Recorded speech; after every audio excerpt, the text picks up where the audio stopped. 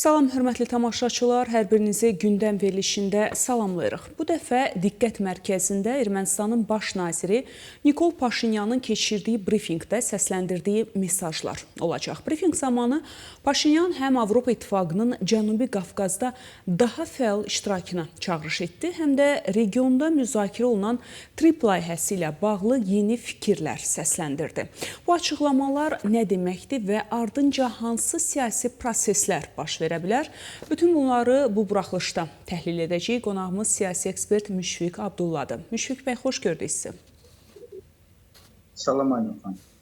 Müşfiq bəy, Paşinyanın Avropa İttifaqını TRIP layihəsinə investisiya etməyə çağırması Ermənistanın yeni geosiyasi istiqamət axtarışının işarətidirmi, yoxsa bu mövcud regional balansları dəyişdirməyə hesablanan taktiki addımdır? Əslində, Nikol Paşinyanın bu açıqlaması yalnız Ermənistanın təşəbbüsü deyil. Yəni, bir neçə gün bundan öncə Avropa İttifaqının genişlənmə proqramı üzrə komissarı, Marta Kos xanım Marta Kos belə bir açıqlamaya vermişdi ki, biz TRIP layihəsində iştirak etmək istəyirik və Avropa İttifaqı bununla bağlı həm Ermənistanla, həm Azərbaycanla danışıqlar aparır. Eyni zamanda Azərbaycan tərəfi də bu məsələdə Avropa İttifaqının bu layihədə iştirakında maraqlı olduğunu bildirmişdir. Bu onu göstərir ki, ilk növbədə Amerika Birləşmiş Ştatları TRIP layihəsinin, yəni Trump marşrutunun deməli idarə olunmasında həmin o bizim o Zəngəzur dəhlizi adlandırdığımız dəhlizin idarə olunması ilə bağlı konsorsiyumda Avropa İttifaqının iştirakında da maraqlıdır. Yəni, burada Birləşmiş Ştatlar özünün qərbli müttəfiqlərinin iştirakını istəyir. Avropa İttifaqı ilə deməli, Birləşmiş Ştatların birgə iştiraki məsələsinin, deməli, konsorsiyumda birgə iştiraki məsələsinin şahidi oluruq və bu da təbii ki, Ermənistanın razılığı ilə olmalıdır. Ermənistan konsorsiyumda ikinci mühüm tərəfdir və onun razılığı olmadan üçüncü tərəf oraya qoşula bilməz. Avropa İttifaqının ümumiyyətlə Zəngəzur dəhlizinə marağı olması məsələsi birinci deyil. Yəni, hələ deməli, ötən ilin mart ayında Avropa İttifaqının Cənubi Qafqaz üzrə xüsusi o vaxtki nümayəndəsi Toyva Clark bir açıqlama vermişdi, o bir təkliflə çıxış etmişdi. Həmin təklifdə qeyd edilirdi ki, əgər Zəngəzur dəhlizi açılarsa, yəni o şərt bundan ibarət idi ki, yüklər tranzit olaraq Ermənistan arasından keçib Azərbaycandan gələn yüklər, nəqliyyat vasitələri və vətəndaşlar Naxçıvana gedir və əks istiqamətdə oradan Türkiyəyə.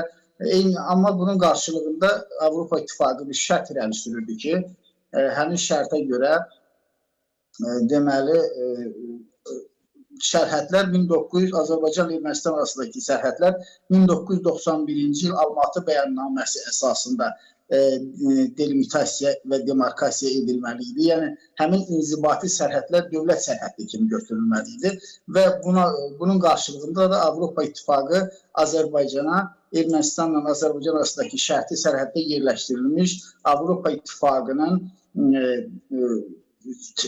təhlükəsizlik qüvvələrini, belə deyək, mülki qüvvələrini regiondan çıxaracağını vəd edirdi. Amma bu təbii ki, düzgün deyildi. Burada qeyri-obyektiv məqamlar vardı. İlk növbədə də ona görə ki, Azərbaycanla Ermənistan arasındakı sərhədlər 1991-ci il sərhədləri deyil.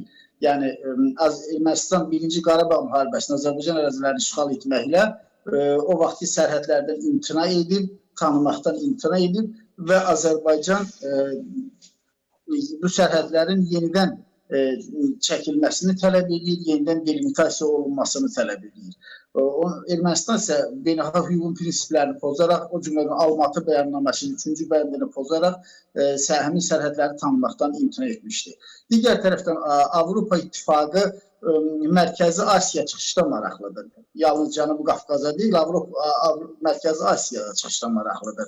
Və bilirsiniz ki, bu ilin aprel ayında Səmərqənddə Avropa İttifaqı ilə Mərkəzi Asiya arasında bir qlobal və geostrateji əhəmiyyətli böyük bir sammit keçirilib, əməkdaşlıq sammiti və 12 milyard dollarlıq Avropa İttifaqının Mərkəzi Asiya investisiya yatırmaq üçün bir layihəsi var və Global Gateway layihəsi çərçivəsində Cənubi Qafqaz üzərindən nəqliyyat dəhlizlərindən Mərkəzi Asiya çıxışı nəzərdə tutan bir layihəsi var. Bu baxımdan da Avropa İttifaqının Zəngəzur dəhlizinə marağı anlaşılandır və bu da əgər Avropa İttifaqı deməli Zəngəzur dəhlizinə payçı olarsa, təbii ki, bu da regionda qüvvələr nisbətinin həm geopolitik aspektdən, həm geoiqtisadi baxımdan qüvvələr nisbətinin Qərbin xeyrinə dəyişməsini gətirib çıxara bilər.